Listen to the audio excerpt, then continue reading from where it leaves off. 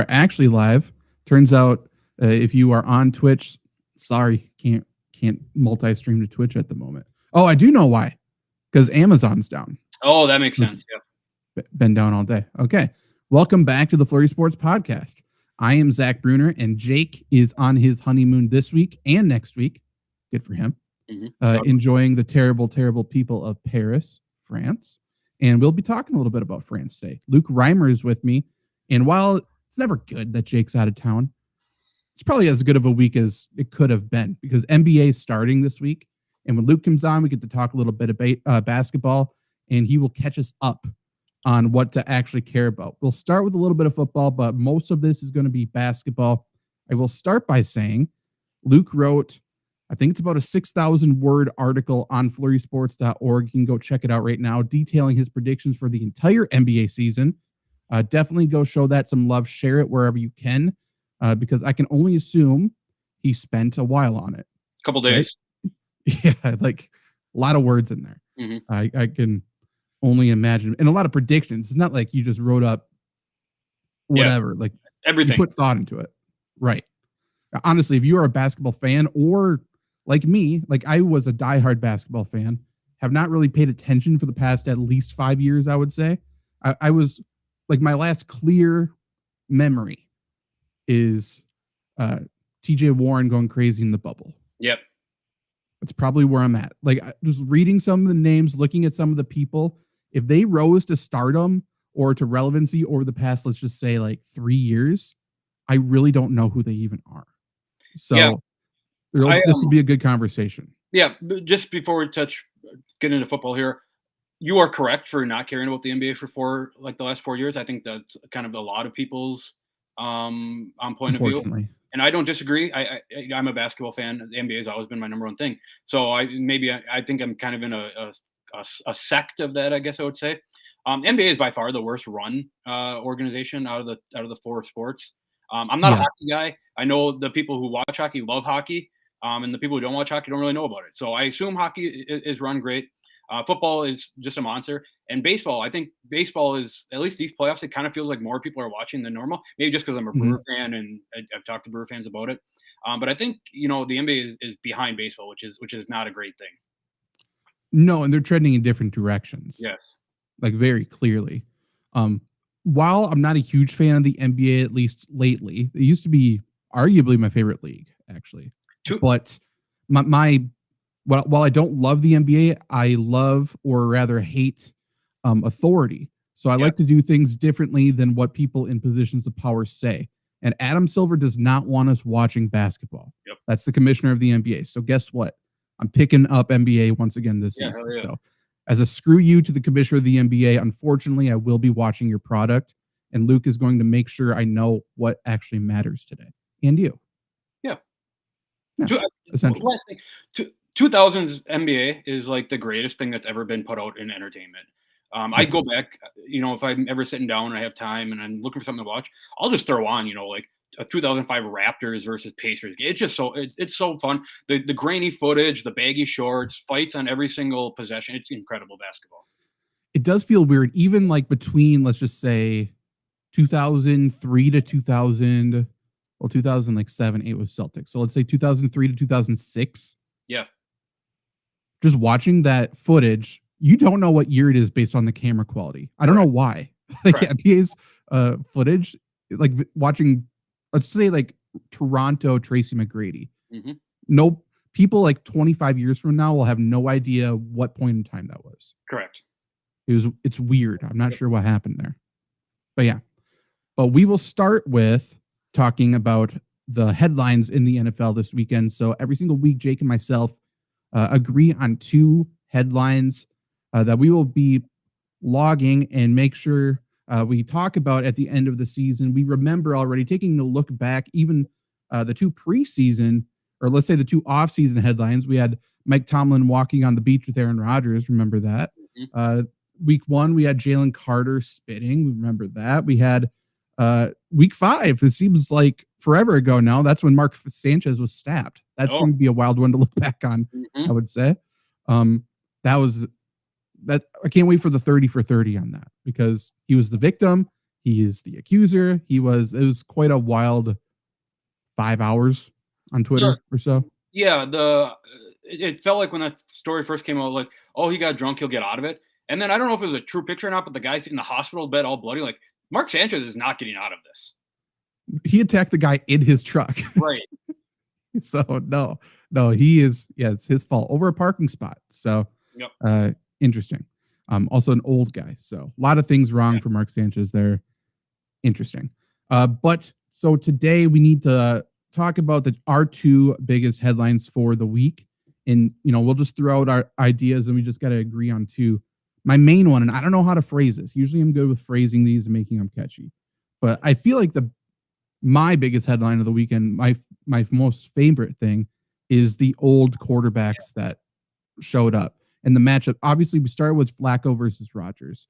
We somehow stumbled upon Andy Dalton versus Tyrod Taylor, which is very interesting.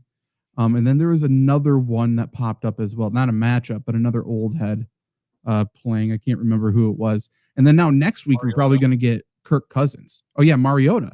He's probably going to start next week and played some this week. We're probably going to have Kirk Cousins next week as well. So I feel like it was like a throwback Thursday of a week with the quarterback matchups. And it honestly resulted in some of the most fun football, I think. Yeah. So my number one was going to be Grandpa Week is what I called it. Grandpa Week. That's fine. Yeah. It's surprising that Thursday Night Football wasn't the oldest combined quarterback age. Yeah. Then, I thought the same thing. And then you're like, oh, yeah, Brady kind of played till he was like 600 years old. Right. The oldest is Tom Brady versus Drew Brees, which makes sense. It is funny looking at that list that like 4 of the spots include Brady and like 3 of the spots include Rodgers. Yeah. Do you think, now that we're going down, like, Rodgers is playing really good football? Sure is. I'm almost wondering if this isn't his last year. Yeah. Yeah. Maybe it's wishful thinking, but he's playing good. He's playing good football. At some point, when does Rodgers say, and this is how much of a psychopath Rodgers is, right? 41 years old, like the whole last 3 years has just been everybody just shitting on him and him like going off to Peru and doing ayahuasca and hanging out with like, it feels like Amazon locals down there.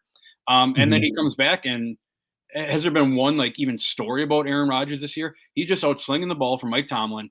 He's out winning games. And now I know that, Cincinnati beat him last week, but that Rodgers looked awesome in that game. Rodgers looked awesome all year. On top of, I think a lot what's going for Rodgers that's probably giving him a little fuel here is the Jets just being like the worst football team of all time. Yeah, that certainly helps. Remember week 1, it's like, oh my God, Jets could be a wagon. They probably should have won that game. But the Jets are bad. Justin Fields is terrible. Yep. I mean, he's going to get benched. The only non-football story from Rodgers, I think, probably came from this week. And that was when Broderick Jones jumped on his back for some reason. Weird. Felt like that was a good idea to do. Yeah. And Rodgers got pissed off. Rightfully so. The dude just tore his Achilles. Don't jump on his back. That felt like a kid, one of your kids, your dad did something cool and one of your kids, is all pumped up and like jumping on him. Just happens that the kid is like, 4 inches and like 300 pounds heavier than him. Thank God Rodgers didn't get hurt, right? That would have been horrible. I get why Rodgers is pissed. If he hurt Rodgers, Broderick Jones would never see Pittsburgh again. And then the chirpers on Twitter, right? That the Rodgers haters saying, I can't believe Rodgers is still hateable. Watching him bitch out his lineman. The dude almost killed him. Yeah, bad teammate. Rodgers such a terrible teammate. Like, what are you talking about? Right. This guy, and I don't really blame Broderick Jones, but like think a little bit. Correct. He's clearly in the wrong. That's so stupid. Could you imagine, even if Gronk did that to Tom Brady, much less a lineman, that would have been insane. Yeah, no shot. Rodgers is fine. Imagine David Andrews jumping on Brady's back as they're running to the end zone. Yeah, Vince Wilfork doing it or something. Yeah, it makes no sense. That's anyone will just grasp at straws to hate on Rodgers, and I get it, I suppose. But there's also a wave now where it's like Steelers fans are saying, "What were you guys doing in Green Bay? Right? Everything you told us about this guy is not true." What's like they're waiting for the switch to flip, and it's like no, he's just not a bad dude. Sorry, he's a cool dude who is really good at throwing a football and cares about while the football season's going. He cares about nothing but football. Right. He's not making headlines. He's not trying to. He went and talked to Pat McAfee, and then, he got set up a little bit by him, I think. Mm-hmm. But even still, like, he was just saying, he was answering questions that were asked to him.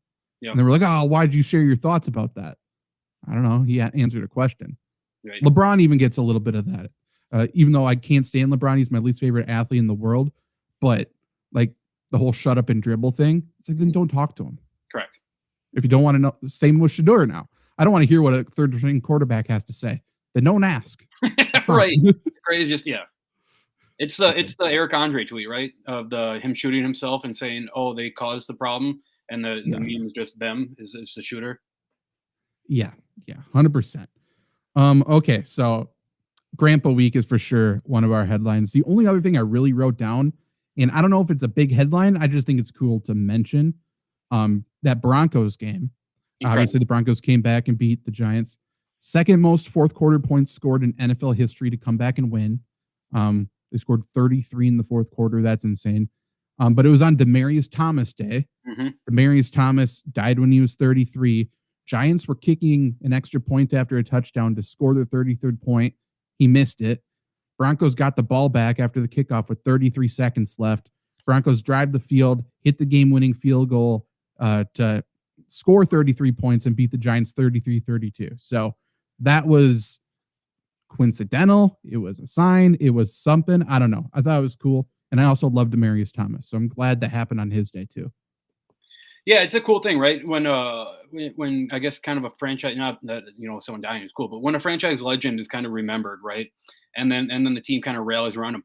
A couple years back, the guy for the Los Angeles Angels, of course, now I'm forgetting his name. He died of an overdose or something. And then the day they honored him, the Angels threw a no-hitter, a combined no-hitter, which is, it's cool things like that. It always feels like there's something, not that he died, but like when the game after DeMar Hamlin, when Nyheim Hines returned the kick for a touchdown, opened the game, just cool shit like that. Yeah. Tonight, I mean, we'll see what Tampa Bay does with Doug Martin randomly dying. Yeah. Which I'm not sure if there's any like clarity on that yet. That just seems really weird. But I wonder if they talk about that or if it's a too soon situation. But certainly interesting. Tampa is definitely trending in that right direction too. Everybody was supposed to be out. Now everybody's playing. Interesting for Baker Mayfield there. Any other big headlines that we can throw in there? I had one that I can't put my finger on. Who relieved Patrick Mahomes in that Chiefs-Raiders game? Minshew. Okay. So we had 1, 2, 3, 4, 5 former Eagles quarterbacks play this week. Former on the Eagles, 4 or 5. Who? So we got Minshew, Hurts, Minshew, Kenny Pickett with the Raiders. It's true, yeah. Hold on, I gotta pull this up. I just had it. Trying to think. Oh, Wentz. Carson Wentz. And that might be it. Maybe somebody else. Mariota? Did he play for the Eagles? Maybe. I probably should have did my research on it before I brought this up. I'm not sure. Maybe. I know there's a lot of weird quarterback stuff this year, and it's just because of injuries. But like, I think a third of the league, or maybe a half the league or something, again, don't have the right stats, so maybe can't use it, was starting a quarterback who wasn't drafted by them, which is also weird. And then, I mean, there's a lot of backups playing right now, obviously, as well. That's weird. Another big storyline, and, we come to this point every single season of the FlurrySports Podcast, too, so maybe we document it. Chiefs are the Chiefs again. Yeah, for sure. Like, this is the first time they've had Rashee Rice, Xavier Worthy, Marquise Brown on the field together. It's like, This is what they imagine. Yep. Okay, good. And I think they're the Super Bowl favorites now. They have to be. Stupid. Yeah. I mean, like, even in the betting odds, I think they took it over. I know Mahomes is the MVP favorite. Right. That first touchdown to Rashee Rice was the most obvious thing that was going to happen in like NFL history. Yep. You see him get down to the goal line We see it all the time, right? They throw Travis Kelce just a quick screen and let him run.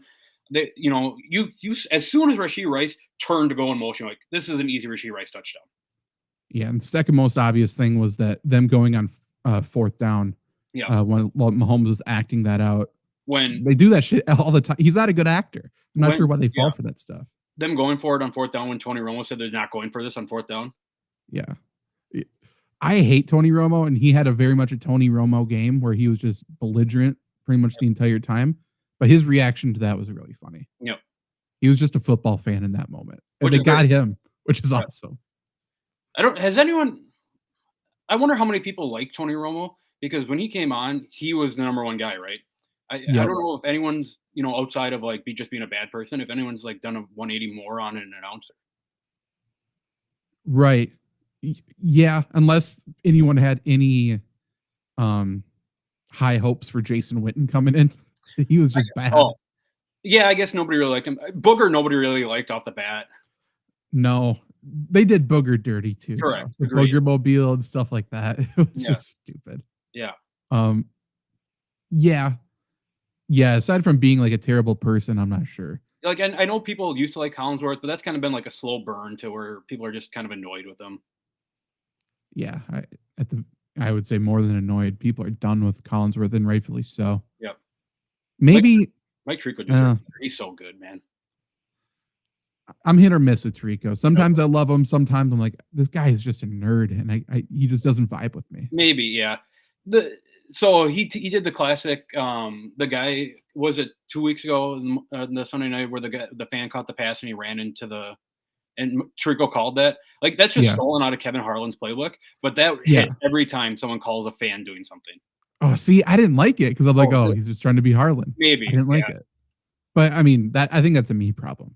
It should have been good. So, it's probably a me thing. To be fair, if I had my pick, like every single game I watch, I wish Kevin Harlan could just announce every single sports game of all time. He's incredible. He's the best. The best. Yeah. Yeah. We should do ranking show or something off season. We can do a power rankings of commentators or something. We should do that for the Olympics. We should just create a super team and have like Gruden and analyze like figure skating and shit. Mm-hmm. Like, it's incredible to have like all of our football people on that. It would be the best. Did you see the clip of Gruden listening to NBA Youngboy and telling him that so that Gruden's assistant comes in and goes, "What are you listening to?" And Gruden goes, "NBA Youngboy. Will Howard put me onto it." So good. I did not see that. Yeah. I love Gruden. He better get back into coaching. He's the absolute greatest. Or at least put him back in a booth. Right. At some point, I want to create a ranking of like just the best like football like personality guys. And I think I mentioned before where Harbaugh is probably like close to the top of the list. It has to be Gruden as the number one guy. Yeah, he's just a cartoon with everything he does. Yep. Whether it's in the booth or on the field, wherever, he's always been great. Yep. Whereas like there's certain people, it's like I love them. Like let's say I love Rex. Mm-hmm. I don't love him on ESPN. Agreed. I don't think. Usually. Although the shtick of him getting the trivia right, it was pretty funny.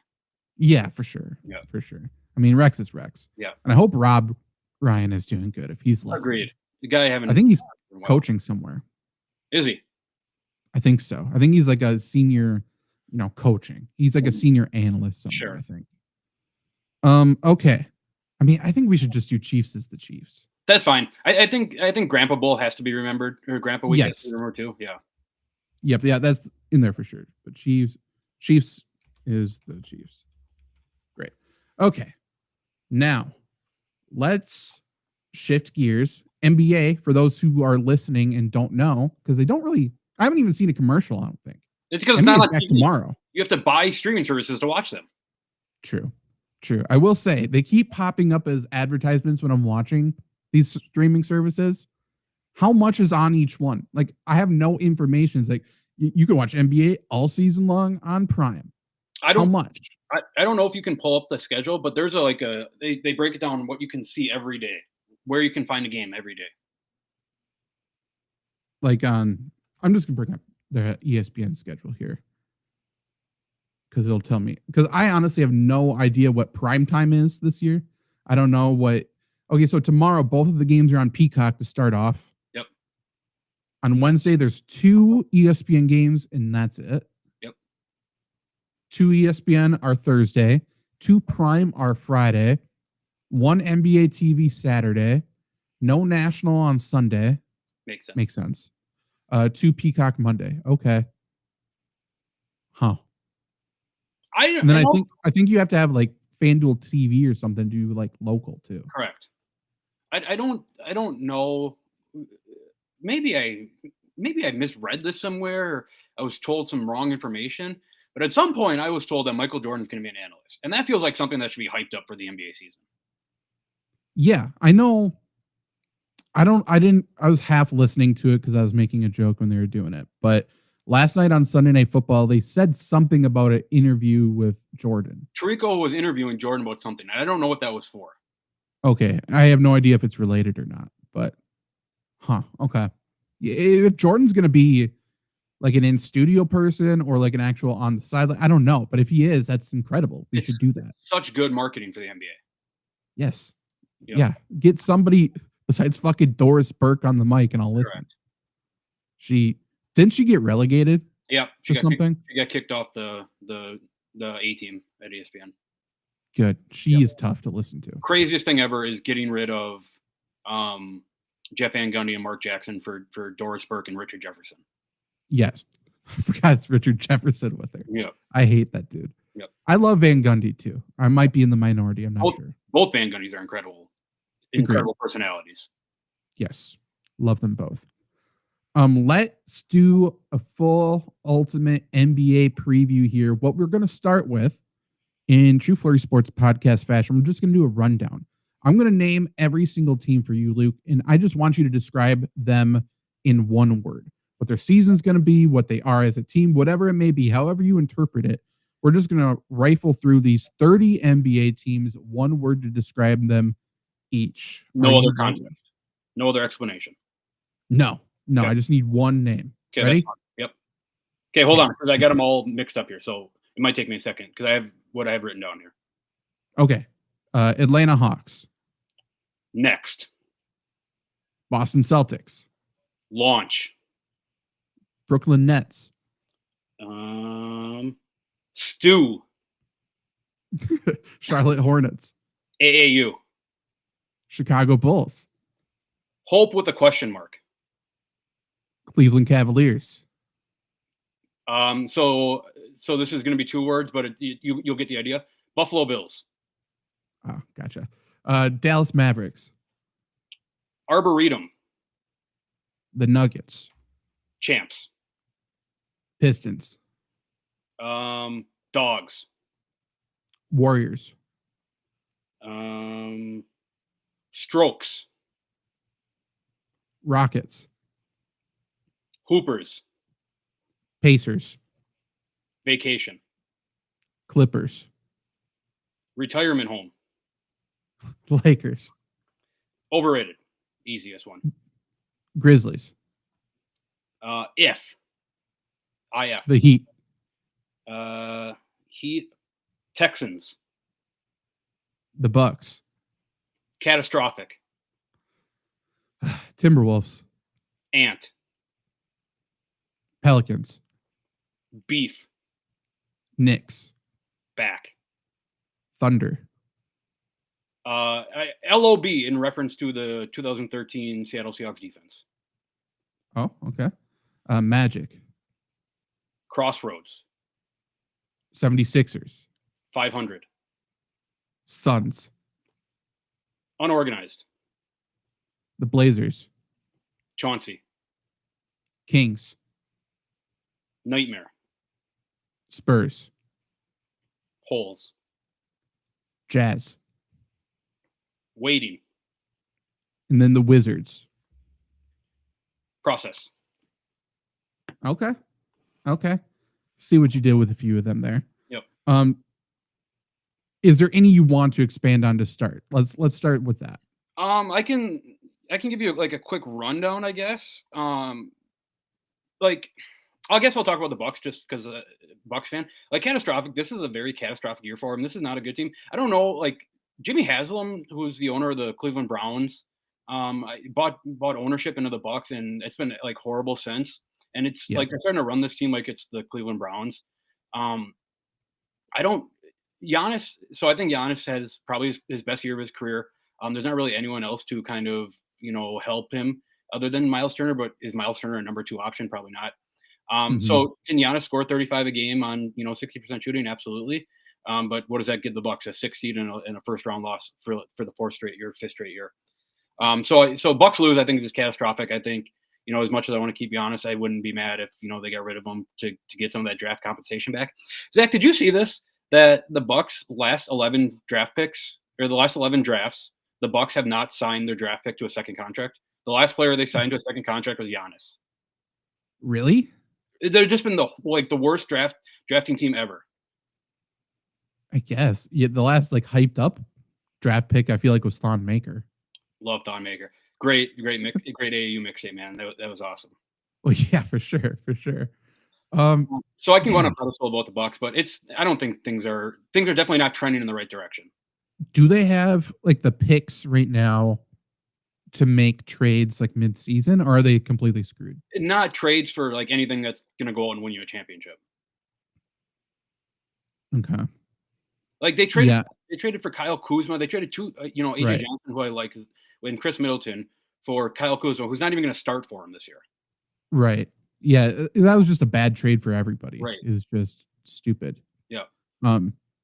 Yeah, I guess that makes me sad. Yeah. We need. Yeah. Here's the thing, and because you say that, I'm mostly a T-Wolves fan, but I'm a Bucks fan. They're not rivals like we've talked about before, so I like them both. You're talking about how terrible they are at drafting. It's okay, cool. What are we going to get for Giannis? Draft picks? I know. Great. Fantastic. I know. Can't wait. So, yeah. So as a, diehard Giannis and a guy he gave, it's been the best Bucks era in their history. You want to see Giannis retire with the Bucks. But if they move on, you have to okay, that, I see it. Is there any belief from Bucks fans that Doc could turn some of these no names into no, everyone's out on Doc? Doc, he just doesn't there's no chance for any young guys to play with Doc. It's all 30-year-old guys who shoot 35% from the field. You kind of have to play young guys though, no? That's the thought, but when you have when you bring in a Kyle Kuzma, you bring in a Gary Trent, you bring in Gary Harris. These aren't guys that win championships. Gary Harris. Yeah, they're just guys they're guys that we're going to be in 50 years talking to our grandkids. Gary Harris, yeah, he had one good year and then nothing after. Yeah. Well, that's good. It's a very middle of the pack team that has one really good player. It kind of feels like a 2016 Packers team. But in the NBA, it's NFL, I think you can get a little bit away with having a good quarterback. NBA, there's just so many more guys, so many more impact players, I should say. Right. What we could do if we are bad mid-season, I just think we recreate that Badgers team. I know Nigel Hayes will come. Sam Deckers just had a kid. He's not doing anything. Frank lit it up in the preseason. He's still balling. Right. Not the same in there. Not the same team, but the Herd just signed Johnny Davis. I did see that. Yeah, Johnny Davis is there. We got, different Badgers team. We got Brad Davison back in state, though. Right, true. For whatever that's worth. Need some defensive guys. Hey. He used to play quarterback, too. I'm not sure if you heard that before. And that must be why he's so tough on the court. Yeah, 100%. 100%. Baxter in the chat, though. Baxter. You said nightmare for the Kings. He said that about sums it up. Yep. Want to talk about that? Kings, Dennis Schroeder, DeMar DeRozan, Westbrook. Russell Westbrook, Zach LaVine. So that's just 4 chuckers. I like Zach LaVine. I like DeMar DeRozan. Whoever has the ball in their hand when it comes down the court, that shot is going up, and they all shoot about 33 to 38% from. They shoot so many shots. Domantas Sabonis the only good player there. That's why spoiler alert on my article. He's going to lead the league in rebounding just because he's going to get so many offensive rebounds. It's just brick after brick after brick. Not only are they chucking up shots, none of them can hit threes either. It's all mid range. Correct. They're playing 90s basketball in 2025. Who's their coach? Doug Christie, maybe? Doug Christie's there now? He's either the coach or their GM. Interesting. NBA coaches, that's one of the things where it's like, I'm not sure if I can name 10 at this point, like where they are. Agreed. You mentioned in your article, so go read this article on FlurrySports.org. Again, Luke wrote about 6,000 words predicting the NBA season down to the exact record for every single team. So definitely go check that out. You mentioned Adelman as a coach somewhere. Mm-hmm. One, where? And two, is that Rick Adelman's son? Yeah, David Adelman. So he's at Denver, who fired Mike Malone with like 1 week left of the year. Malone got fired. Is Malone anywhere? No. That feels weird. Okay. So this is a guy that when the Bucks inevitably start, 7-12, they fire Doc Rivers and bring in Mike Malone. Don't hate that. I like Mike Malone. Yeah, he's a dog, man. He gets into people's asses. It's awesome. Thibodeau didn't sign anywhere, right? No. That's the Bucks hire. Yeah, correct. For sure. I hate that. That's for sure the Bucks hire. Yeah.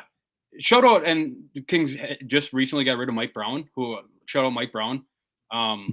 He's at the Knicks or no? He's at the Knicks, and I think that he's a much better coach for that Knicks team than Tom Thibodeau is. I mean, we know what Thibodeau is. It's the same thing everywhere. Yeah. He's going to be great in the regular season. He's going to run his guys into the ground. Yeah. I mean, it's Rick Pitino in college basketball. It's Tom Izzo in college. They run guys too hard. Yeah. Yeah. So it's too obvious. Mm-hmm. But yeah. Okay. So any other of the one words that you want to get into before we go over? I got a fun one. Pelicans I have as beef. Because I knew I was talking to you about this. I wanted to try to incorporate some offensive line, and I didn't really think too hard about this. There's some big guys on, like Derek Queen went to New Orleans, who I love.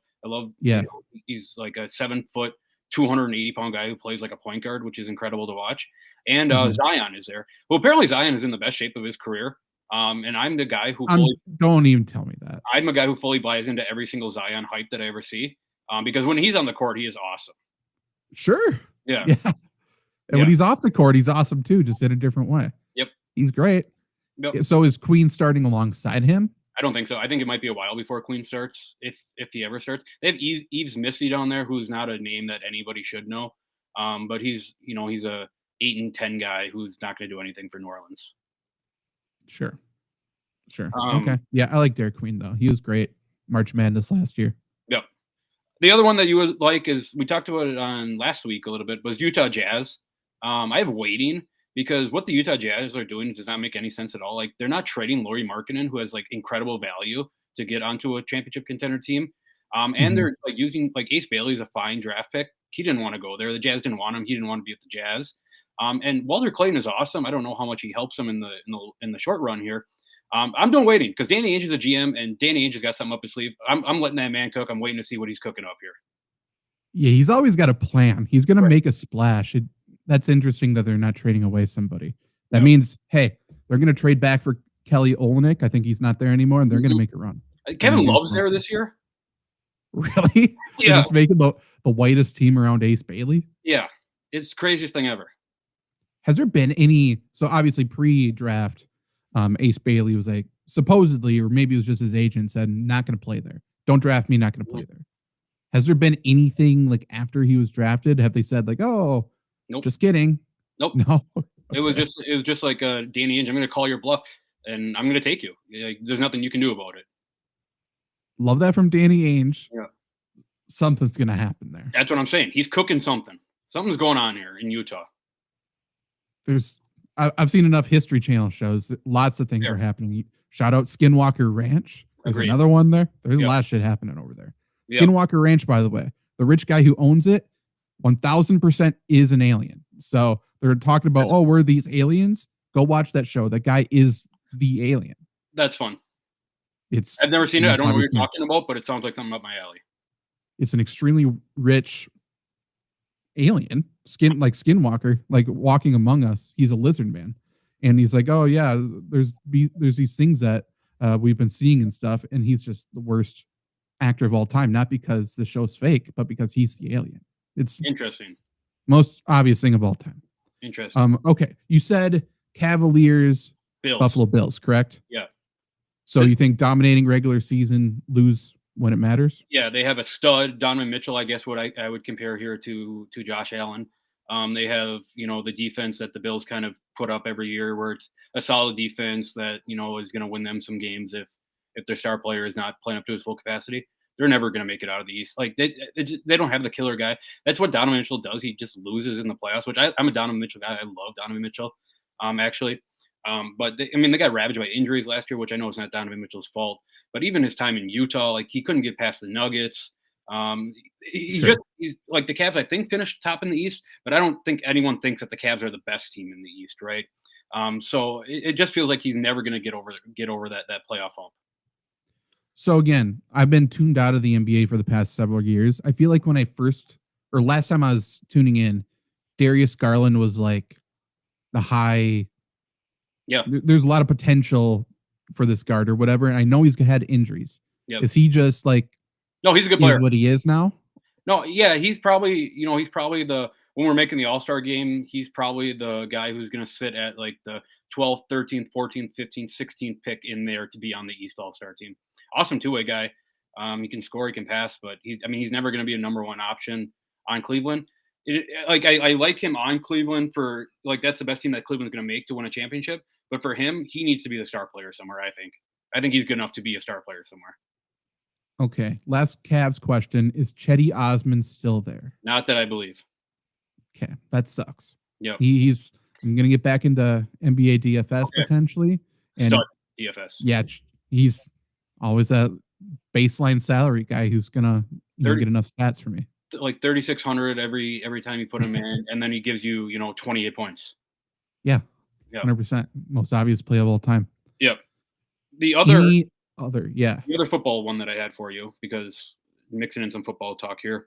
The Heat as the Texans is kind of in. I don't know if this is right or not. This is probably a little bit of a reach. Awesome defense, not great on offense. Sure. And I assume much worse without Tyler Hero. Correct. I mean, who's out for like 3 months. Is number one scorer. Which I like Wiggins is there. I like Andrew Wiggins, but he's another. He would be great on the Sacramento Kings. Yeah, I'm not a Wiggins guy, but that's because I'm a T-Wolves guy. So fair. I've seen too much of Andrew Wiggins. I know what he is. Fair. Who's like? Is he's the number 2 there after Hero? Yeah, and I assume Hero probably comes off the bench too this year. Oh, really? Yeah. Okay. Yeah, I'm not sure if I can name I know there's someone named like Jaquez or something on the Heat. I'm not sure if I know anybody. Bam Adebayo. I know Bam. Yeah, Bam's going to be the number one guy for them. Sure. Okay. Yeah, the Heat are. I don't know.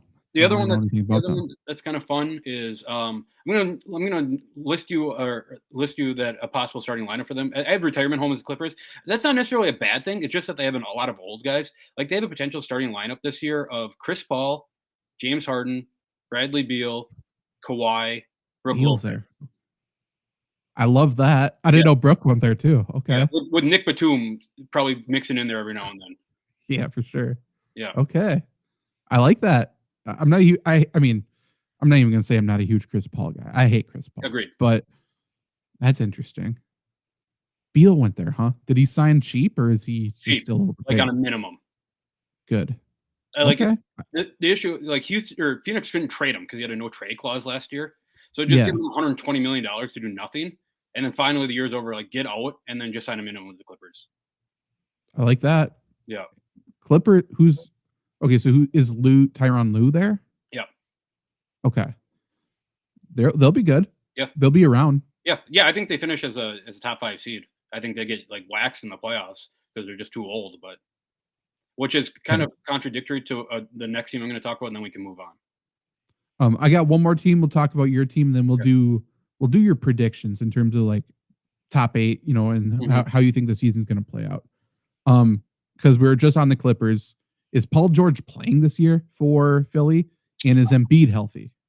That's part of the reason why you put 5. That's why I put 500, right? Like if they could go 500, I think they go 500. If they go 20 games over 500, I can see it. If they go 20 games lower than 500, I can see it. It's all about health, Sure. I don't know that Joel Embiid ever plays more than maybe like 50 games a year. moving forward. Like I think he's just going to want Kawhi Leonard, load management. Mm-hmm. And I think we've seen the best of. I think we've seen what we've seen out of Paul George. Is Tyrese Maxey? Is he stud? He's actually legit. Yeah, I assume he's going to be fine. Come back after the injury, but yeah, he had a 50-point game a couple years ago. He's a hooper. Yeah. Because he came out of nowhere, right? Like that's my basic memory of him. It's like, yeah, and I thought he was just going to get replaced, but all of a sudden he's like the guy there. So he's kind of fits into that mold of no matter who they are, even if they're not really good in college. I guess it might have changed now that Calipari's not there, but you just always take a Kentucky guard. They're always going to be good. Sure. I mean, yeah, fair. Very fair. So where's Calipari now? Arkansas. Yep. Okay. Who's your last team? Yeah, I was just talking shit about the Clippers for being old, that they're going to like run out of steam. The Warriors have the oldest starting lineup this year. Sure. And I love the Warriors. I love Steph Curry. I love Draymond Green. I love Jimmy Butler. Same. I think they win a series in the playoffs. Who's their big man? Al Horford is going to start for him. Oh, yeah. Not an Al Horford guy, but okay. I'm not an Al Horford guy either, but I'm a Warriors guy, so I might have to be an Al Horford guy. They'll get somebody else midseason. That seems like something they'll do. Yeah, I love Jimmy, though. Yeah. Jimmy Butler might be the best thing to happen to NBA basketball like since Jordan left. And it doesn't get talked about a lot. He's just a storyline machine. Correct. Everywhere he goes. Draymond is too, for better or worse. He's great. And so that might those are like three. If you're picking like, here's the best thing that happened since Michael Jordan left in terms of just like basketball, like just entertaining basketball, it's Steph Curry for sure. It's Draymond Green being like the most hated player of all time. And then it's Jimmy Butler just being the biggest asshole of all time, but being so fucking good in the playoffs. Insane. It's a completely different player. Bubble Jimmy is one of the greatest of all time. Yeah. Him in his interview with Aaron Andrews. Practicing dribbling in his hotel room. Just so good. Just getting better. Yeah. Obviously. Yeah. Jimmy's the great. Jimmy beating the Timberwolves starting five with the backups is one of the greatest stories of all time. It's the greatest story, like outside of even sport. Like it's just such a good story. He hated him so much that and then to call like the third team, like I have these bums that I just beat with you. It's his own teammates, Didn't he do like a Sports Center interview? That's where he's yeah. So fucking funny. He is so good. Yeah, and I'm not sure if I mean I assume the conspiracy theory. I am very confident he's Michael Jordan's son. Yeah, it's a very big possibility. Yeah, it seems too obvious to not be true. Yep. The most obvious answer is usually the correct one, and Jimmy Butler. Maybe that's why Michael Jordan's going to start calling games. He's going to drop a little nugget about that. True. Real quick, one more for Toronto. I had Canada just because Toronto is in Canada, and I don't really care about the Raptors, and I don't think anybody on earth cares about the Raptors. No. Yeah, not really. I feel like the Raptors are always at least lately, are like a solid team. They're sort of just a nuisance. Yep, though, right? They'll be playing. They'll finish 7-12 somewhere in there with about a 500 to maybe a little bit lower than 500 record. They'll give the team a good series, but they're just not good enough to win. Okay, let's talk about your playoff predictions. And there's one thing. You wrote 6,000 words. You wrote a lot. You did a lot. There's one thing your article is missing that just popped into my mind, and it's pretty much the only thing I care about. So we'll talk about that. Let's talk about that first, actually. Yep. NBA Cup. I know. I was writing it up last night, and as soon as I hit submit, I'm like, I forgot the NBA Cup. Biggest event of the year. But I think that's part of the charm of the NBA Cup.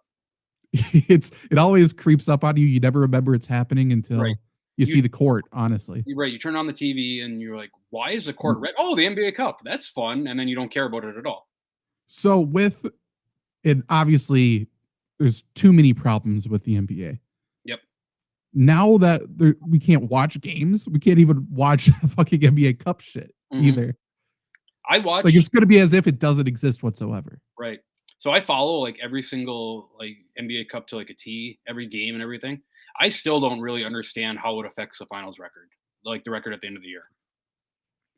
It's just regular games. And then if you did well during this couple days a week in the span, then you also get some money. Yeah, but some of them count, some of them don't count, some are exhibition, but you get to play more games than other teams. But that doesn't really feel fair. I think they all count except for the championship game. Which feels like only the championship game should count. I agree. Yeah. Right? Yes. Yeah. It makes no sense. And then they had Richard Jefferson explain it to us, telling us you got to watch out for the wild card. I remember that. Like, okay, Rich. Yeah, I love the NBA Cup for whatever it is. I do too. And I thought they were gonna like debut it, understand like, oh yeah, we dropped the ball in these areas and then perfect it. Completely like, okay, so we got that figured out. Let's just throw that back there. Now let's figure out the rest of our game. You know what'll fix this? Going to 4 all-star teams instead of 2. That's got to be it. We really just got to nail down the all-star. That's the only thing we're focused on. That's insane. That's true. The only changes to the NBA over the past 4 years is just all-star related, and it just gets worse. It's worse. The one this year, they're like, let's just put all of our attention. We don't even want you watching anything else but the all-star. So taking it off of TV, we want you all to watch the all-star so you can all submit your ideas because we got to figure this out for next year. Yep. The slam dunk contest is an incredible thing that is, it kind of fell off the cliff a little bit. It's kind of working its way back. The 3-point contest is awesome. The skills competition I can do without now. They've nerfed that thing so much. I mean, you used to be able to have to hit a 3, hit a bounce pass, all this stuff. That wasn't a huge target. It was, I think there was a time where Jason Williams couldn't physically make a pass, like a normal bounce pass. But the thing that and I know we talked about this, but the best thing that they took away was the shooting, the skills, where you have the NBA player, the old guy, and the WNBA player. Yes. Hit a layup, a mid-range, a 3.5 quarter. Yes. Like, that's a good thing. Nobody wants to watch the players now. I want to see Dirk come back for Dallas. I want Dirk, Cooper Flagg, and Paige Beckers, Dallas Wings. True. Yeah, that would be perfect. That would get people to watch. Right. I don't need to see Steph Curry do a 3-point shootout against some WNBA player this year. I don't care. Does not matter. Yep. Yeah, dumb. But you know what? Maybe they cracked the code this year. Maybe they got it figured out. And All-Star game, I think, is in LA. So 2 things I know for sure. 1, Snoop Dogg's going to be there. And 2, I mean, all the maybe LeBron's going to have his big, I'm coming back. Maybe I'll run it back. I don't know. He'll have something big there. If it's a big LeBron thing, that is going to be an incredible Skip Bayless weekend. True. Just Skip should be one of the judges for the dunk contest, too. Yeah. That's another thing I'm going to add to, like, the best thing since Jordan is Skip Bayless, like, really getting into the mainstream. Yeah. He's been, maybe it's just me. Maybe he's just not in my algorithm. I feel like he's been quiet lately. But it's the offseason. Since the allegations. Yeah, true. Did you see this? Not to, like, totally side the conversation, but just talking about Skip Bayless. Him and his wife have, like, a YouTube channel where they, like, discuss, like, anything. And, like, Skip Bayless is, like, a pretty high-profile guy, right? People, like, listen to Skip Bayless. Their videos get, like, 70 views. Really? Yeah. I forget what it's called, but it's something, like, him and his wife sit down and talk about just random shit. Interesting. Yeah, I did not know that. Yeah. He also, I believe, has a show on Underdogs Network now, too. Hell yeah. I think with Gilbert Arenas, who, for some reason, is the most popular NBA guy. He just says the most, like, people hated, just crucified Paul Pierce for saying that those Celtics teams were better than LeBron. I don't know why people haven't crucified Gilbert Arenas yet. I love Gilbert Arenas, but some of the stuff he says is crazy. Yeah, he's an idiot. Yeah. I like him too. I like Rashad McCants. We need to have more of him everywhere. Yep. Carolina boy. Yeah, one of my favorite T-Wolves of all time. Yep. Okay, so again, go to FlurrySports.org. The ultimate 2025-26 NBA season preview, predictions, best bets, and more from Luke. Lots of stuff. Starts out with a bunch of storylines for the season. He has his game by game, kind of. He's got the full season standings predictions. So the exact record he's predicting everyone to finish with. Go check that out. Jazz last? No. I know. I don't like that. I'm waiting. Okay. Age has me waiting. I feel like it's got to be Trailblazers, but we'll see. It's going to be funny, too, when the Jazz finished last and they, like, end up with a 7th pick again. Kind of like what happens to the Bulls every year. True, unless another Derrick Rose comes around. Right. Okay, so Eastern Conference playoffs. We're just going to go over. I'm going to read who you have as your top 8 seeds, and you can just sort of talk about what you think is going to happen, what your predictions are on the Eastern Conference side. Teams to watch for, players to watch for, who's your favorite, who could be the dark horse potentially. So your top 8 on the East, you have the Cleveland Cavaliers, who you labeled as the Buffalo Bills. You have the Atlanta Hawks, I think is your sleeper team. You got the New York Knicks, Detroit Pistons, Orlando Magic, Milwaukee Bucks, Philadelphia 76ers, and then the Celtics as the 8th seed there. Obviously, more teams make the playoffs technically because of that play-in tournament. But out of that top 8, tell me about it. What do you think is going to happen on this side?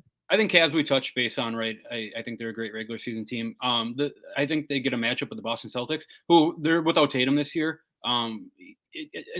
Again, nobody's really talking about the NBA offseason, which I understand. Celtics are still a fine team without Tatum. Jaylen Brown's awesome, and they're just going to jack threes, and they're going to hit, there's going to some games where they're going to hit 20 to 25 threes. So I think they stay in that way. I don't think that's really a sustainable way. You kind of need a go-to guy to take over in the playoffs. I think the Cavs can kind of suffocate them in the first round. I gave him one game just because maybe they hit, they go for a 23-3 game or something. I like Derek White a lot. I think he's a stud. I don't like him as a Bucks fan, but as a basketball player, he's a stud. He's good. Atlanta Hawks, they're my sleeper team. Quinn Snyder is a dog. He gets right up in your ass. He's scary. Scary dude. Skeleton looking guy. Kristaps Porzingis is there, who that pick and pop of Trae Young is going to be awesome to watch. They have Jalen Johnson, Wisconsin guy, who's a good, he's a good scorer and defensive guy. They brought in Luke Kennard to kind of run the point, who I think Luke Kennard's top 5 all time in NBA 3-point shooting percentage quietly. Zachary Richardson is their first pick last year, who everyone said is the worst first pick in NBA history. He was awesome to end the year. Nobody really watched Hawks basketball, so I get it. And then Dyson Daniels is, I in this article, not that they're the same size, he reminds me of Kawhi Leonard when Kawhi was with the Spurs. Just a long-armed freak who just deflects every single ball, throwing all over the court. Where did he play college? Kentucky. Okay. 3 steals a game last year. First time in 30 years someone got 3 steals a game. That's wild, actually. That's crazy. Porzingis, is the expectation that he can be available? Yeah, he was available last year. I think he played 70-something games last year. Was he? Okay. Yeah. Okay, cool. He's been relatively healthy. When Boston won the championship, he was healthy. Last year he was healthy. His body hasn't given up on him yet. Okay. So, see, that's the type of stuff that I fully checked out for the couple of years because last time I saw Porzingis, it's okay, he's never going to be on the court regularly. Yep. I have them over the 76ers in 4 games. Again, this is a 60 team. I said 500. I don't know that you're ever going to get any consistency out of Philadelphia. I don't think that they're going to have any cohesion all year because guys are just going to keep coming in and out. I think they're good enough to make the playoffs, but not good enough to win a game in the playoffs. They're also just weirdly terrible on the road usually. Correct. So if they don't have Embiid for enough regular season games, they're not going to have home court advantage. So makes sense. I have the Knicks back. The Knicks are so back, man. And maybe I'm riding into the hype. I think the NBA is a much better place when the New York Knicks are good because that's an incredible fan base. And they're one of the most delusional fan bases, which shout out to them. They've gone through a lot of misery. The New York Knicks in the NBA should be what the New York Yankees are in baseball. They should just dominate. New York City is just the basketball mecca. I have them beating the Bucks. Again, I talked about the Bucks. The Knicks have an awesome starting lineup. Jalen Brunson's a stud. Josh Hart is awesome. Mikal Bridges is awesome. I'm not a fan of Cat, but he's actually a pretty good basketball player. OG Anunoby's a stud too. They have a stud starting 5, and I think Mike Brown, like I said, is a better coach for them than Thibodeau running them into the ground. Sure. I do think they'll get one though, just because if Giannis plays, it's been the issue with the Bucks in the playoffs. He's such a good player that he can get one by himself. Yeah, it feels like he's never going to get swept. Right. And the last one, it's my only, I guess, upset. I have Magic over the Pistons. I like the Pistons a lot. I like Cade Cunningham. That's an upset? Yeah, I have the Magic as a 5 seed and the Pistons as a 4 seed. Pistons kind of made some noise last year. I think, if I remember, they won playoff series. If not, they went to 7. Magic are an interesting spot. I had them as the word of crossroads. This feels like a really this Magic team is going to be good, or I don't even this Magic team is nothing. I'm putting much stock in Paulo Banchero because I hate him. He's a Duke guy. He's talking shit about Roy Williams after Caleb Love killed Mike Krzyzewski. But I like this makeup their lineup team. I think this is a 7-game series that's not really that interesting. But it's not Lakers, Warriors, or anything. But it'll be a fun series to watch. Who's the Pistons coach? It's JB Bickerstaff, I believe. Oh, interesting. I didn't understand that they're kind of let's just call them relevant. I don't know. Well, last year they came into the East as like I think it was a 4 or 5 seed, somewhere right around that middle, maybe even the 6th seed. And everyone's like, oh, they're nothing, and it's the Pistons. We don't have to worry about them. And they made a good run. So like this is kind of like they're up and coming year. Okay. And do they still have? Is it Isaiah Stewart? Yeah, that just fights everybody. Yeah, awesome. Okay, I like him. Yeah, he's trying to fight LeBron is incredible.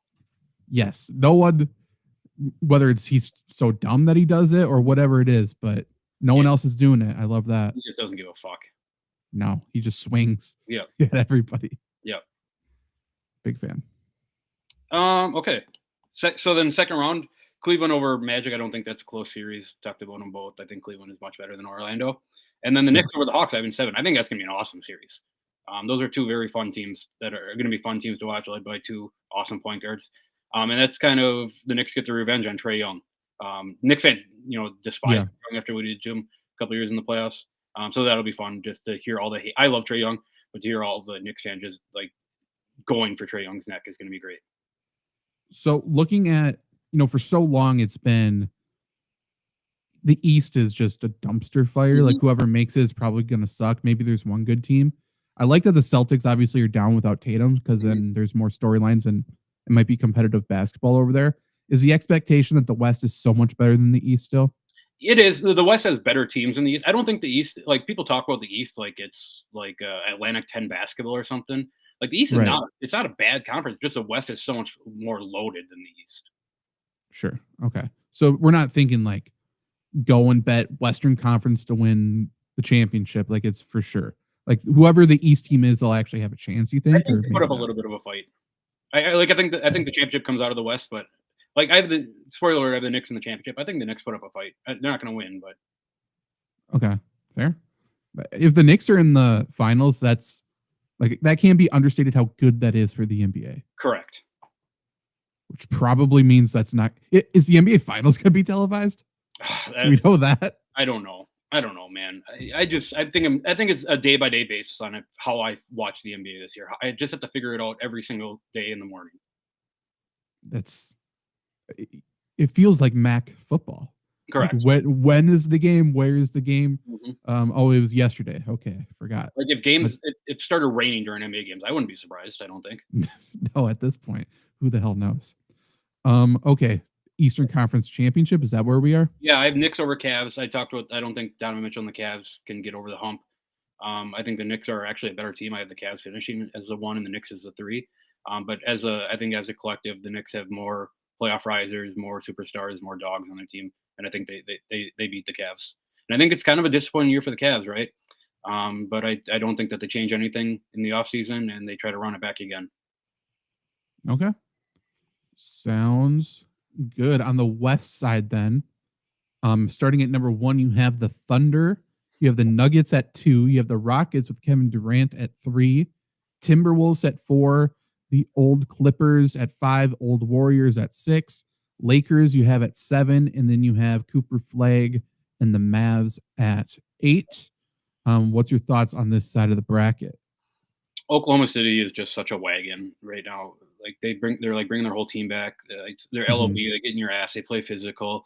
Shai Gilgeous-Alexander, whether you like it or not, he's going to the free throw line. He's making free throws. He's scoring points. I'm a Chet Holmgren guy. People hate Chet Holmgren. I love Chet Holmgren. I think he's a stud. Jalen Williams is a top 15 player in the NBA. That surprises me. I have no idea who this guy is. Out of Santa Clara. Last year was really kind of his coming out. He's an incredible two-way player who can just score from anywhere. And, Oklahoma City is a team that fouls every time they play defense, but they foul so good that you can't call it. They get into teams' heads and get them out of their rhythm. Jalen Williams is a stud both ways. And then Lou Dort, I would hate to be, if there's one player other than Patrick Beverley that I would hate to be guarded by, it's Lou Dort. He's going to give you, I mean, he's a torture chamber. He's going to give you, 94 feet of hell. Love that. He's the PJ Tucker of the Thunder. PJ Tucker can actually shoot threes. PJ Tucker shut down Kevin Durant as he went for 35. Craziest thing I've ever seen. Yeah. Mavericks, I think so if you read this, it sounds like I'm a Mavericks fan by what you read this. And I hate that I'm like cheering on Cooper Flag because he's a Duke guy.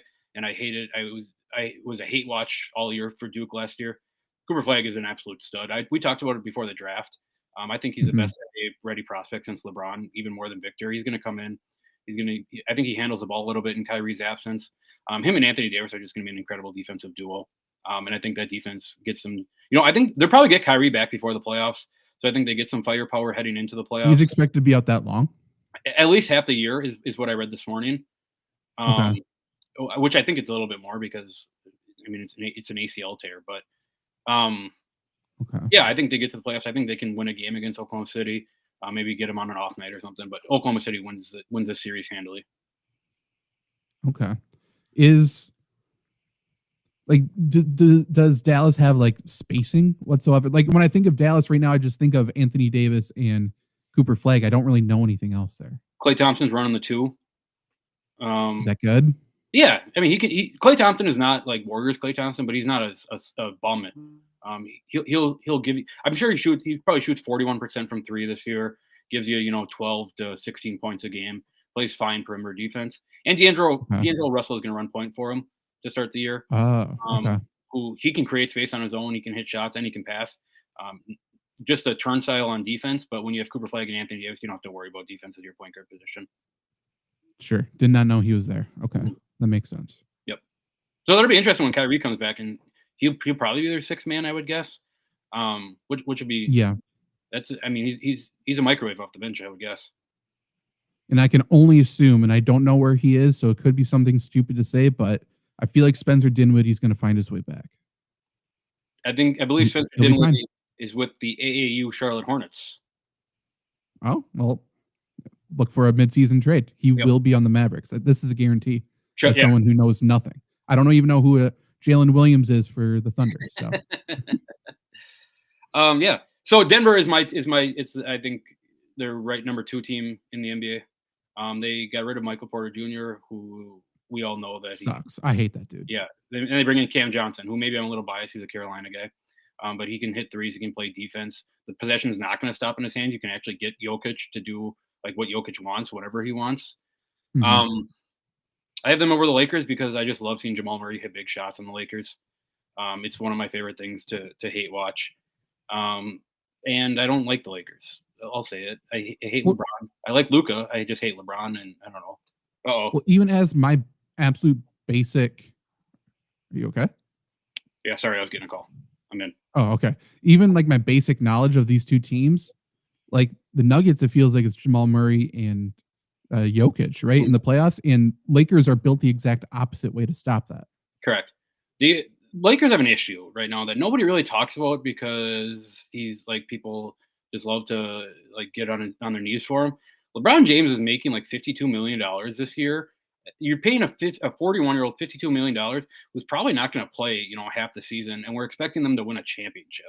Like I feel like I'm the only one who's like realizing that this doesn't work. No, I don't think so. Hopefully everybody understands that. I'm not sure. And so they're big offseason moves. You bring in DeAndre Ayton, who is like the softest player in NBA history, who none of his teammates have ever liked. You're like, oh, this will remedy our center position that we haven't found since they got a Mickey Mouse championship. Right. But Bronny is still there, I assume. It's the most manufactured thing ever that LeBron's like, oh yeah, I got to play with my son. You forced him to, get to the NBA so you could do this. Yeah, he doesn't even like basketball, LeBron. Right. Bronny would be probably a starter as a rookie this year if he got another year at Duquesne in college to develop his three-point shot, to develop scoring. But no, LeBron wanted a cool moment. So I guess whoop-de-fucking do. Who retires first, LeBron or Bronny? No shit. I don't know. Question for the Nuggets. One of the only things I know about last season. If they start the year, let's say 10-20, Okay. Pretty disappointing. Do they fire their head coach and go head coachless again? I don't think so, because the Thunder, they brought the Thunder to 7 games last year. Like, they got killed in Game 7. The Nuggets got killed in Game 7, but they brought them to Game 7. Like, that's more than anyone else can say. Like, I think this Nuggets team matches up well with the Thunder.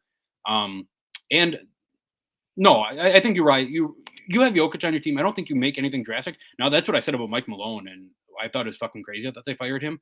But I think David Adelman did fine, and he gets an offseason to kind of put pieces where he wants and really get his system in, which is not going to be that different than Mike Malone. He's an assistant under him. He was there during that whole. Okay. Yeah, they brought him up. So yeah, I think he's fine. I think I love the Nuggets this year. Like, this is a year, if they win the championship, Jokic might be a top 5. You count him as a top 5 player in NBA history. This is a Jokic legacy championship. He's very good. Yeah. He's another one of those people. He's very good for the NBA. Yes. They should poke him more. Correct. Like, make him talk, irritate him, make him disgruntled into a microphone whenever you can. Yep. Which is great. Yep. And start a series. They should be doing Netflix documentaries where it's like Jokic's farm, and have him do like that's what the NBA should do. Yeah. Lean into some of the, like, Jokic has a personality. He's just never going to show it. You got to figure out how to get it out.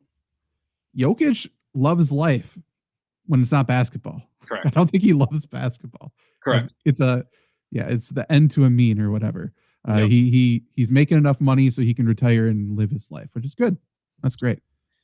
The next series I have is my upset. This is the one that I'm most excited about. This probably doesn't hit, but I talked about how I love the Warriors. I love Steph Curry. He's one of my favorite players of all time.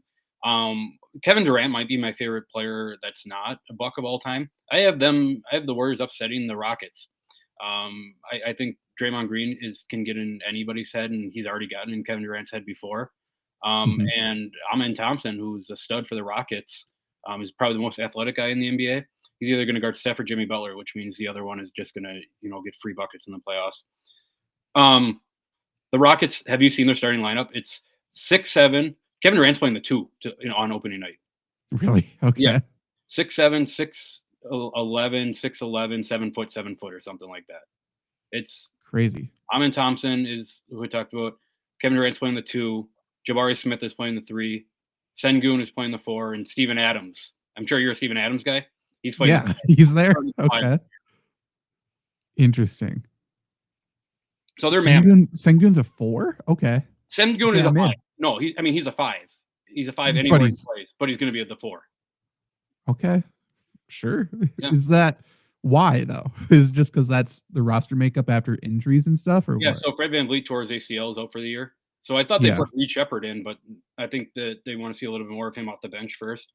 And Amen Thompson can handle the ball, and why not throw Durant at the 2? That's fun. I mean, I like it. I'm sure it'll be matchup specific, but the more we can get Steven Adams on the floor, good. Correct. And another reason I took the Warriors over them, I'm never going to doubt Jimmy Butler in the playoffs. I've done it before, and then I learned real quick, and I will never once again doubt Jimmy Butler. Again, when I tuned out versus now where I'm at now, and I think he just got paid. Kuminga, is he fully good, or is he still just like wait and see? Disgruntled. They paid him. I think he's fine now. Steve Kerr's got this weird thing where he just doesn't play Kuminga in the playoffs. Kuminga is just I think he's an awesome basketball player. He's perfect for the Warriors team. Just get to the hoop, play some good defense, get the rebound, get the ball to Steph, and hit the mid range when Steph is not shooting. Steve Kerr, for whatever reason, didn't play him. Maybe now that he has some money, he'll give him it's a little bit more incentive to play him. So I'm excited to see that. He'll come off the bench for him, probably their 6th, 7th man. Okay. Maybe he just views him as Jason Tatum and he can't play him. It's like Team USA all over again. That was fun. It was very fun. Yep. And maybe Jason Tatum didn't play because he's not the best player. But that's just me. Who knows? Okay. Number 4. I'm assuming this is where the T-Wolves are. Yep. Ant. I decided I don't care anything about the Timberwolves. I like Julius Randle. I like Dante DiVincenzo. I like Jaden McDaniels. Not a Rudy Gobert guy. I think he's still a fine player. I like Anthony Edwards. I'm in love with Anthony Edwards. He's such an incredible basketball player. He's another goal. He's a guy who I think leads the NBA in 3-pointers this year. There's good value on that, like +4 or something. He shot, I think it was like 39% on 12 attempts. that's been going up every year since his rookie year. That's going to go up to 15 attempts this year shooting threes. It feels like that's a lock for most threes made. He is such a fucking killer. He is so fun to watch. He might be the most fun player in the league to watch. And I'm not a Clippers guy. I'm James Harden. I hate the Clippers. I think they play little brother of the Lakers, and they need to buy into that rather than think that they're better than the Lakers. I like James Harden. I hate Chris Paul. I like Anthony Edwards. Give me the Timberwolves in 5. It's not if the Clippers will lose, it's when, because they have Chris Paul. He's not going to go anywhere. Yep. Another very fun thing about the NBA is Chris Paul versus Scott Foster. Right. Yeah. It never ends well for him, at least. Also, T-Wolves have Naz Reid, which love Naz Reid. T-Wolves fans are obsessed with. Yep. Shout out Naz Reid. I still don't fully understand the bit because I haven't tuned in enough, but every Vikings game, there's Naz Reid signs there. Wherever you go, there's a Naz Reid sign. Everybody loves him. I don't really understand the bit. If it's about a basketball thing, he's a really good basketball player, but he's not like he's not like a lovable. I don't know. He's a good player. yeah, he's fine. Yeah. Even like non-Minnesota stuff. Every once in a while, you see a Naz Reid sign. Mm-hmm. Yeah, I don't know. Love it. Yeah, I'm for it. Yeah, for sure. Second round, Oklahoma City continues to roll. I think Timberwolves give them a fight, but I think they roll over them. And Nuggets roll over the Warriors. The Warriors are just outmatched.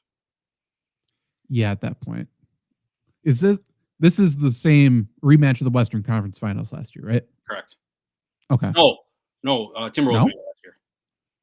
Did they? Okay. Yeah, so Timberwolves beat who? Timberwolves. Nuggets, obviously? Or no? No, Nuggets Thunder played. Thunder beat the Timberwolves in the conference finals. Right. I mean, to get there. Who did the I'm trying to think. beat? No, was it the Warriors? It might have been the Warriors. Okay. Yeah, Timberwolves beat the Lakers in the first round. Warriors beat the Rockets, and Timberwolves beat the Warriors, I believe. Okay, I like that. Yeah, I think you said it in the article. I've heard it from various people as well. Like Anthony Edwards is they're trying to push him as the next one, I think. They have to. It's interesting. That's who you have to hit your wagon to. He's such a good personality. He's an old school personality and a new school player. Yes. I love the interview before the season. He's just said if the game ever gets out of hand, he's just going to try to go for a career high this year. Yeah. That's the mindset change. He's just going to pour it on.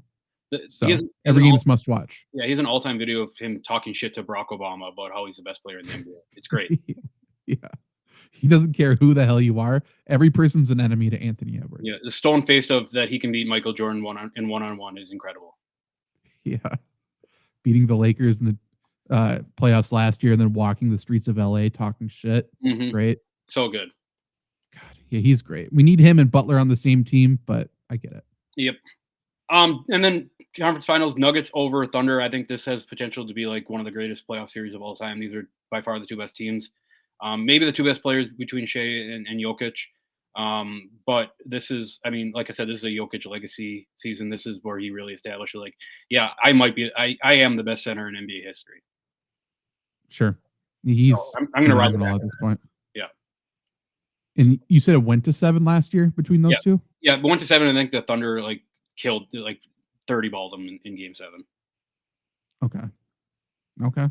Makes sense they would run that back then. It feels like even just outside looking in, it feels like those are the two best teams in the league. Yep. And then championship Nuggets over Knicks in 6. I think Knicks fans kind of get their hearts ripped out. But again, like I said, it's the Nuggets. It's the Nuggets championship to lose for my money. Makes sense. I mean, yeah, I'm actually excited. There's some good teams popping up. It doesn't feel like anyone, though, even saying Thunder and Nuggets are the two best teams. I don't think anyone goes crazy this year. Do you think? No. I don't think it's I think there's parity around the league for the most part. Yeah, I don't think that, I think the craziest thing that we get is the Hawks being good. And again, I don't really think that that's crazy. It's crazy because it's the Atlanta Hawks. When you sit down and look at their team makeup and their coach and, the guy, the kind of what we've seen the last couple of years, it feels like the Hawks are a playoff team. And I think, if things work, that they're a top 3 seed in the East. So if you had to pick one letdown team, I'm just looking at teams projected to miss the playoffs. Would you think Grizzlies? Suns? Yeah. I'm not sure where. Grizzlies for sure. Okay. John Morant, I don't think is totally healthy yet. I think he misses he starts the year. Ty Jerome, there, who was awesome with the Cavs in the playoffs last year, is going to be their sixth man. I think he just went down, and it's going to be it's going to be a month for him to come back. I think the easy answer is Lakers, right? They're just because there's so much hype around them every year, but that kind of feels like a cop out. I guess Milwaukee. I don't have any faith in Milwaukee, but again, it doesn't feel like anyone has any faith in Milwaukee, so I don't know how big of a letdown. Is there any chance there's a midseason Giannis trade if it's bad enough, or no? I don't think so. I think the Bucks don't trade Giannis; they let him go out on how he wants to go out. Sure. I mean, that's not letting him walk, is it? I hope not. Is he still under contract? Yeah. Okay, good. But I mean, we've been doing this dance every single NBA offseason since the first Trump administration, where Giannis is going to leave Milwaukee. It's been like 8 years that same exact story verbatim has been reported. Right. Yeah. I mean, because no one wants him in Milwaukee, because no one wants to go to Milwaukee. Right. Bucks were in the finals, and they're saying Phoenix, Milwaukee is the worst NBA finals of all time. Yeah. Just because of the cities. Yeah, which is I understand it as if a casual is watching. But that was an awesome final. I'm biased because I'm a Bucks fan, but Giannis 50-point game, hitting 19 free throws is just incredible. The cities were fine, by the way, and then there's star power still. Two very good basketball cities. Yeah, it's just people don't understand. I don't know. Milwaukee's just Chicago, by the way, so it's not that big of a deal. And then Phoenix, everyone says, is one of the greatest cities in the country. So yeah. It's all right. Phoenix it's fine. I've never been. Everyone who's gone there, I've heard that's the worst thing I've ever heard anyone say. Is you just saying it's fine. Yeah, I mean it's nice. I'd go again. Okay. Any other big predictions you want to lay on the line here? I don't think so. I might let you off here. Computer's sitting at 2% for a while now. I'm wondering when it's going to die. I have no idea where my charger is. If I had to give out a couple of picks, it feels like the obvious ones are Cooper Flagg, Rookie of the Year. You got to bet some money to win that, but he's going to win it. Same with Victor Wembanyama, Defensive Player of the Year. Same with Victor Wembanyama, leading the NBA in block shots. I think Anthony Edwards gets Clutch Player of the Year because I think they just try to figure out. I don't know how that's voted on, what that even means. But is this the first year for that award? No, Steph Curry and Jalen Brunson, I think, have both won it. So I think it's just they want to give it to a good player, and Anthony Edwards is a good player who's not going to get any other award, so they'll just give him this one. Sure. Quinn Snyder is Coach of the Year, and then I don't know. I threw some all NBA teams together. I'm not going to go over them, but if you guys tune in, go check it out. I gave you the all rookie teams and the defensive teams too. Yeah, FlurrySports.org. Luke, like I said, wrote up 6,000 words, bunch of predictions for all of those awards for the all NBA teams, rookie teams, for the game-by-game standings. He has that. He has everything we talked about in terms of the playoffs. All of his predictions are there, and a few storylines to watch, like the Lakers, like the Hawks, like Cooper Flagg, obviously, will be spotlighted to start the year. So, yeah, definitely go check that out. And I imagine there's going to be more NBA stuff on FlurrySports.org this year, too. That's a goal of mine. But real quick, Anthony Edwards led the NBA in three-pointers last year. He's currently plus 415 to lead the NBA in threes this year. That feels weird. So, yeah, definitely go bet that. Yep. From everything we know about him, too. He's just going to jack up shots this year. Okay. So, thank you, Luke, for informing us on the NBA. And we will see you guys next time. And everyone go and try to find an NBA game this week. See if you can find one. Tell me how you find it. Yeah, it's a scavenger hunt. Write down your steps so you don't get lost. And we'll see you next time. Bye. Peace.